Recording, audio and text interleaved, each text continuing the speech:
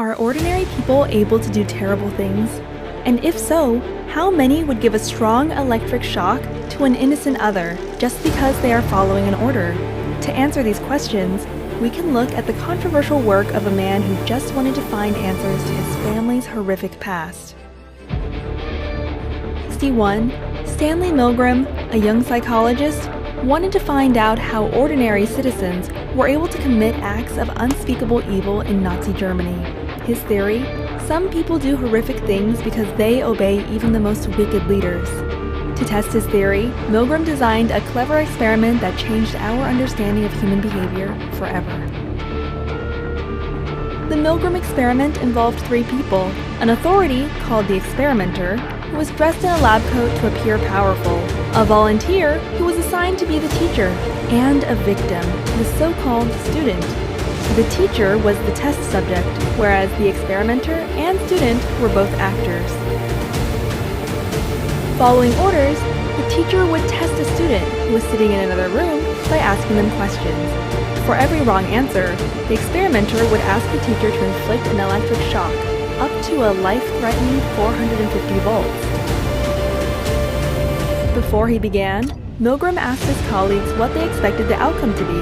Almost all of them agreed that only a few of the volunteers would obey and inflict electric shocks on innocent others. What do you think? Would anyone administer shocks higher than 300 volts? Milgram then advertised his experiment as a study on memory and learning at the campus of Yale University. People signed up without any idea of what they were really getting themselves into. The experiment began with the volunteers meeting the other participants. The volunteers then pulled a card to draw their role. Little did they know that they could only draw the teacher. Next, they would be given a sample of a light electric shock in order to experience firsthand what the others would have to go through. To start, the experimenter and the teacher were seated in one room, and the student was strapped to a chair in an adjacent room. The teacher and student were able to communicate, but not see each other.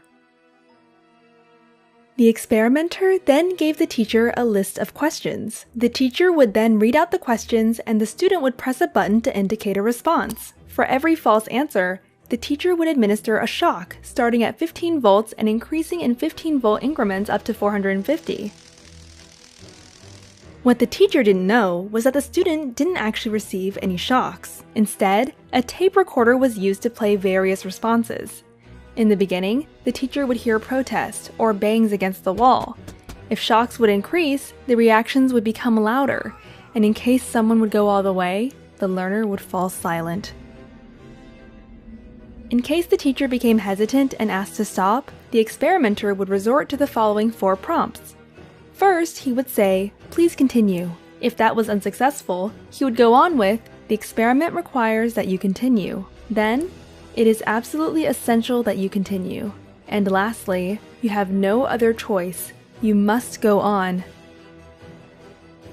Along the way, the volunteers displayed signs of extreme tension, such as sweating, trembling, and even uncontrollable laughing fits. The experiment would be stopped only after all 4 prompts had been used, or the maximum voltage of 450 volts had been given 3 times. Milgram found that, of all participants, 100% gave at least 300 volts, and 65% went all the way to 450 volts. The experiment was later criticized for being unethical because it deceived innocent people into performing what seemed to be terrible acts of violence. However, his experiment was successfully replicated many times, involving different populations and leading to similar findings. Milgram himself left us with this to think about. It may be that we are puppets controlled by the strings of society. But at least we are puppets with perception, with awareness, and perhaps our awareness is the first step to our liberation. What do you think? Would you follow or question the orders if you were one of Milgram's participants? And what can we as a society teach future generations to help prevent horrific acts that can happen when ordinary people blindly follow an authority? Let us know your thoughts in the comments below. This and all other Sprouts videos are licensed under Creative Commons.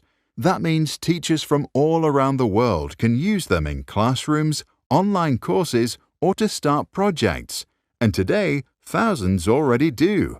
To learn how it works and download this video without ads or background music, check out our website or read the description below. If you want to support our mission and help change education, visit our Patreon. That's patreon.com/sprouts.